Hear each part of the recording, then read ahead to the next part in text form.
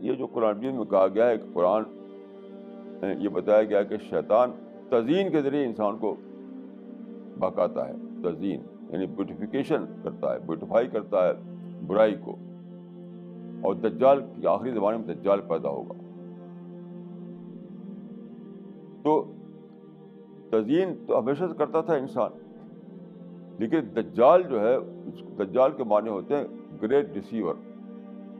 Great ڈیسیور میں سمجھتا ہوں کہ اس میں اشارہ ہے اس زمانے کی طرف جب کہ ریشنلائزڈ ایول دنیا میں آ جائے گا.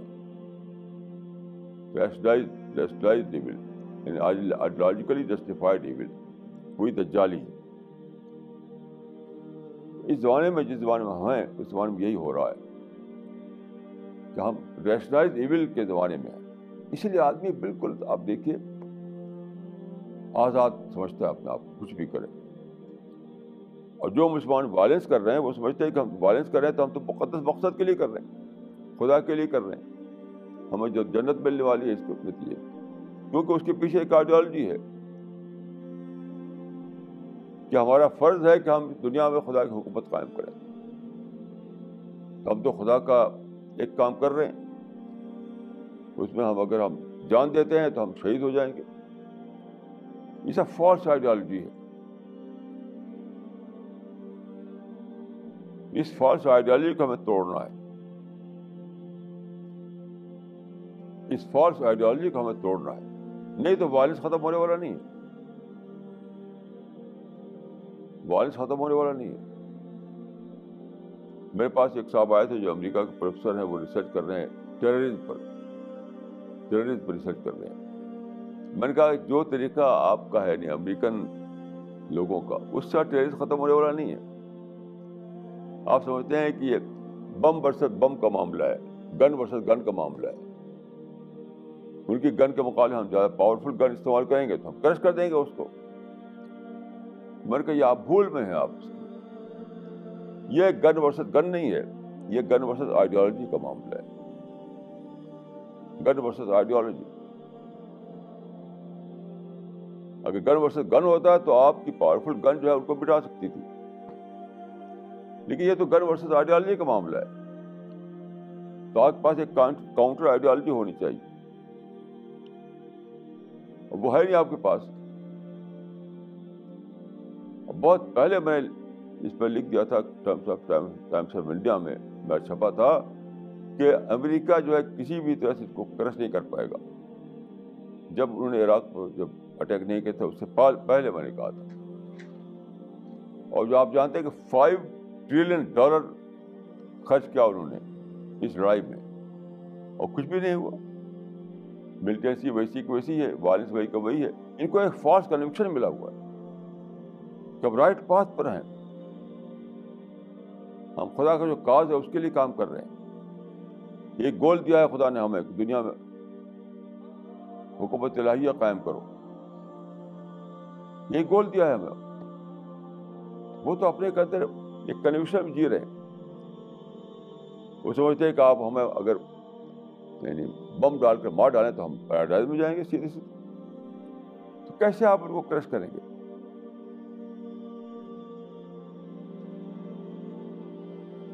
لیکن یعنی میں سمجھتا ہوں کہ دنیا میں یہی ہماری ایک ٹیم ہے جو اس بات کو سمجھتی ہے اور اس کام میں کام کر رہی ہے. اور سب لوگ جو ہے, چاہے کوئی گورنمنٹیں ہوں, چاہے بڑے بڑے سپر پاورس ہوں, یا بڑے بڑی آرگنائزیشنس ہوں, کسی کو پتہ ہی نہیں کہ اصل مسئلہ کہاں ہے. یعنی فیل ہو رہے ہیں وہ اپنی کوشش میں, تب بھی ری ایسس نہیں کرتے, تب بھی ریوائز نہیں کرتے کہ ہم کہاں یعنی ہماری فیلئر کا سبب کہاں ہے. ٹھیک ہے, خدا کے بارے میں یہ ہے کہ موسٹ ایویڈنٹ, موسٹ ہڈن. بہت کھلا ہوا اور بہت چھپا ہوا. یہ مسئلہ ہے. خدا جو ہے بہت زیادہ کھلا ہوا ہے, ہر وقت آپ اس کو دیکھ سکتے ہیں. خدا بہت زیادہ چھپا ہوا ہے کہ آپ بالکل اس سے بے خبر رہیں گے اور بے خبر رہتے رہتے دنیا سے چلے جائیں گے. کیوں؟ جو لوگ خدا کو فزیکل روپ میں دیکھنا چاہتے ہیں ان کے لیے خدا چھپا ہوا ہے.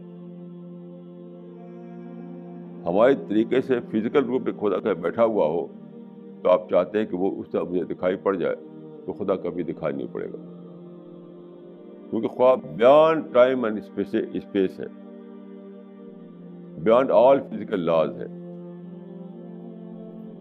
تو خدا کو ہم اپنے یعنی کنسیپچول مائنڈ کے ذریعے جان سکتے ہیں, سوچ کے ذریعے سے. اور میں ایک شبد میں یہ کہوں گا کہ خدا یعنی کریٹر کو تھرو کریچر کو جان سکتے ہیں, بس ڈائریکٹ نہیں. اور میں تو ہر وقت خدا کو یعنی ڈسکور کرتا رہتا ہوں, ہر وقت. جس میں بول رہا ہوں آپ سن رہے ہیں تو میں بالکل تھرتھراہٹ ہوتی میرے اندر, کیسے ایسا پاسبل ہوا کہ میں بولوں اور آپ سنیں, کیسے ایسا ہوا, کیسے ایسا ہوا کہ میں بولوں آپ سنیں. کیونکہ میں تو ہیلپ لیس انسان ہوں, ہر آدمی ہیلپ لیس ہے, ہر آدمی ہیلپ لیس ہے. تو کون ہے جو خدا, وہ کون ہے جو ہم کو سورج کی روشنی دے رہا ہے, کون ہے جو ہوا کے ذریعے آکسیجن بھیج رہا ہے, کون ہے زمین میں اتنی زیادہ یعنی صحیح اتنے زیادہ پروپورشن کے ساتھ گریوٹی رکھے ہوئے ہے, کون ہے درختوں کو سبز بنا رہا ہے, کون ہے زمین سے ہمارے لیے کھانا اگل رہا ہے, کون ہے آسمان سے بارش برسا رہا ہے. تو اسی میں ہمیں خدا کو دیکھنا ہے.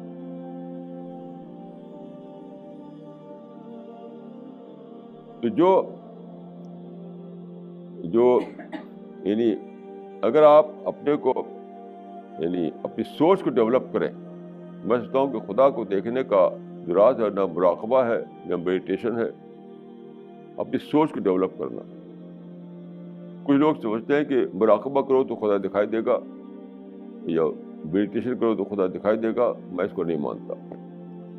وہ جو چیز دکھائی دیتی ہے وہاں اگر دکھائی دیتی ہو تو وہ میں سمجھتا ہوں کہ وہ ہوگا وہ ایکسٹیسی ہوگی, ایکسٹیسی. کچھ لوگوں کو ہیلوسینیشن ہوتا ہے. تو میں سمجھتا ہوں کہ خدا کو جو آدمی ڈسکور کرنا چاہتا ہے اپنی سوچ کو ڈیولپ کرنا پڑے گا. سوچ کو ڈیولپ کر کے ہم ہر مومنٹ خدا کو دیکھ سکتے ہیں. اگر سوچ کو ڈیولپ نہیں کیا تو کوئی دوسرا اس کا آلٹرنیٹیو نہیں ہے. کسی اور طریقے سے ہم خدا کو ڈسکور نہیں کر سکتے. میں اپنے بارے میں کہہ سکتا ہوں کہ بڑی سارے لٹریچر جو ہے اسی پر ہے, سوچ کو ڈیولپ کرنا. جتنی بھی ہماری کتابیں ہیں, جتنا بھی ہماری چیزیں ہیں, وہ سب اسی لیے کہ سوچ کو اتنا ڈیولپ کیا جائے کہ آدمی خدا کو ڈسکور کر سکے. مثال کے طور پر ایک کتاب ہماری ہے, اس کو آپ پڑھیے, God arises. God arises. Study بڑھائیے, اس سوچ کو ڈیولپ کیجیے, آرٹ آف تھنکنگ پیدا کیجیے. بس یہی طریقہ, اور کوئی دوسرا طریقہ نہیں. ایک بار میں باہر کے سفر میں تھا, ایک آدمی سے ملاقات ہوئی. وہ جاپان سے آ رہا تھا. تو اس نے بتایا کہ میں جاپان میں ایک یونیورسٹی میں پڑھتا ہوں اور اس وقت میں ریسرچ کر رہا ہوں. ریسرچ کر رہا تھا کس بات پر؟ وہ سائلنس پر. سائلنس, چپ, خاموشی پر. یعنی یہی اس کی ریسرچ کا موضوع تھا کہ سائلنس کیا ہے. ڈفرینٹ ریلیجن میں یا ڈفرینٹ سسٹم میں سائلنس کو کیا امپورٹنس دی گئی ہے. تو جب اس نے کہا کہ میں سائلنس پر ریسرچ کر رہا ہوں, تو میں نے کہا آپ کو میں پرافٹ آف اسلام کی ایک حدیث سناتا ہوں. تو میں نے یہ حدیث سنائی, من سمتا نجا. جو چپ رہا اس نے نجات پائی. تو اس نے جلدی سے اس حدیث کو لکھا. واقعہ یہ ہے کہ یہ ہاف آف دا وزڈم ہے. یعنی اس میں ایک بہت بڑی بات کہی گئی ہے کہ کبھی چپ رہنا جو ہے وہ بولنے سے زیادہ امپورٹنٹ ہوتا ہے. کبھی کرنا یہ ہوتا ہے کہ آدمی کچھ نہ کرے. کبھی بولنا یہ ہوتا ہے کہ آدمی چپ رہے. یہ بہت بڑی سائنس ہے. وہ آدمی جو سائنس پر ریسرچ کر رہا تھا, وہ آدمی جو سائلنس پر ریسرچ کر رہا تھا, اس نے اس کی امپورٹنس سمجھا, اس کی امپورٹنس کو. تو بہت ہی زیادہ اس نے دلچسپی کے ساتھ اس کو لیا اور لکھا اس کو. اس کے ٹرانسلیشن, اس کا مطلب مجھ سے پوچھا. آپ غور کیجئے کہ جو اس میں شبد ہیں وہ کیا ہے. من سمتا نجا. جو چپ رہا اس نے نجات پائی, اس نے سالویشن پائی. کتنی بڑی چیز ہے نجات, کتنی بڑی چیز ہے سالویشن. اس سے آپ نے جوڑ دیا چپ رہنے کو. گویا کہ چپ رہنا ان ایکشن نہیں ہے. چپ رہنا یہ نہیں کہ آپ کچھ نہیں کر رہے ہیں. نہیں, چپ رہ کر بھی آپ کچھ کر رہے ہیں, کچھ کر رہے ہیں.